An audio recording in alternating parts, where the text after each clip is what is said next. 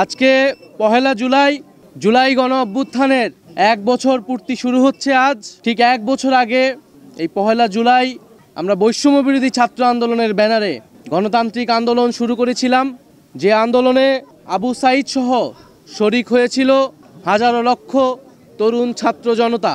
আমরা দেখেছি সেই কোটা সংস্কার আন্দোলন থেকে বৈষম্য বিরোধী ছাত্র আন্দোলনের ব্যানারে এই আন্দোলন গণবিস্ফোরণের রূপ নেয়, গণ অভ্যুত্থানের রূপ নেয় এবং স্বৈরাচারী ফ্যাসিবাদী সরকারের পতন ঘটায়। এবং এই পতন ঘটাতে ক্রিয়ানকের ভূমিকা পালন করেছিল আবু সাঈদের মৃত্যু। 16ই জুলাই শহীদ আবু সাঈদ মৃত্যুর ঘটনা যখন আমরা শুনতে পেয়েছিলাম শহীদ মিনার থেকে, এবং পুরা বাংলাদেশ তখন শোকে দ্রোহে কেঁপে উঠেছিল।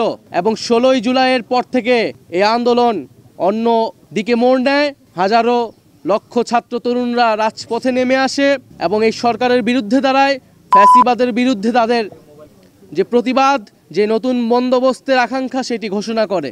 আমরা আমাদের যে জুলাই পদযাত্রা, যেটিকে আমরা বলছি দেশ গড়তে জুলাই পদযাত্রা, যে আমরা স্বৈরাচারী ফ্যাসিবাদী সরকারের পতন ঘটিয়েছি, আমরা তার ব্যবস্থার বিলোপ চেয়েছি, কিন্তু যে একটা নতুন দেশ গড়ার জন্য যে উদ্যম দরকার, এখন যেই আমাদের গঠনের জন্য, রাষ্ট্র গঠনের জন্য আমাদের কাজ করা দরকার, সেই রাষ্ট্র গঠনের জন্যই আমরা মূলত এই জুলাই পদযাত্রা, যেখানে আমরা সারা বাংলাদেশের মানুষের সাথে, 64 জেলার মানুষের সাথে আমরা কথা বলবো, আমরা তাদের কথা শুনবো। আবু সাঈদরা যে কারণে মারা গিয়েছিল সেই স্বপ্ন, সেই আকাঙ্ক্ষা আমরা তাদের কাছে তুলে ধরবো। তাই আমরা আজকে আমাদের এই পদযাত্রাটা শুরু করেছি এই রংপুরের পীরগঞ্জ, এই পীরগঞ্জের এই পবিত্র মাটি যেখানে আবু সাঈদ শায়িত রয়েছেন, সে আবু সাঈদের কবর জিয়ারতের মাধ্যমে আমরা আমাদের পদযাত্রা শুরু করছি। আবু সাঈদ যেভাবে পুলিশের বুলেটের সামনে বুক চিতিয়ে দাঁড়িয়েছিল, সেটাই জুলাই গণঅভ্যুত্থানে আমাদের অনুপ্রেরণা ছিল। এবং আবু সাঈদের মতো অন্য সকল শহীদেরা আমাদের যে লড়াই, ফ্যাসিবাদী ব্যবস্থা বিলোপের বিরুদ্ধে আমাদের যে লড়াই, সেই লড়াইয়ের অনুপ্রেরণা যুগ যুগ ধরে বাংলাদেশের মানুষ আবু সাঈদ, ওয়াসিম, মুগ্ধ সহ সকল শহীদদের এবং আহত যোদ্ধাদের শ্রদ্ধার সাথে স্মরণ করবে। আজকের দিনে আমি জাতীয় নাগরিক পার্টির পক্ষ থেকে এবং গণ অভ্যুত্থানে অংশগ্রহণকারী সকল ছাত্র জনতার পক্ষ থেকে আবু সাঈদ সহ সকল শহীদদের, আহতদের স্মরণ করছি।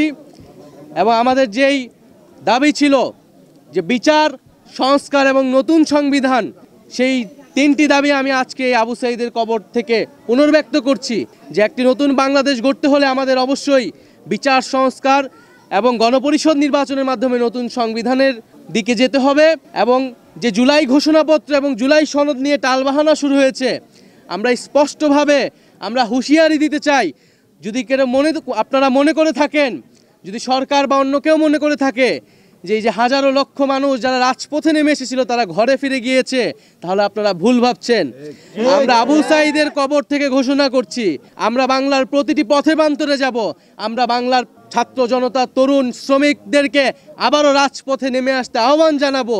এবং আমরা 3রা আগস্ট ঢাকায় আসছি, বাংলাদেশের জনগণকে, ছাত্রদেরকে, শ্রমিকদের সাথে নিয়ে আমরা ঢাকায় ঢুকবো এবং আমাদের যে জুলাই ঘোষণাপত্র এবং জুলাই সনদ, সেটি আমরা আদায় করে ছাড়বো ইনশাআল্লাহ।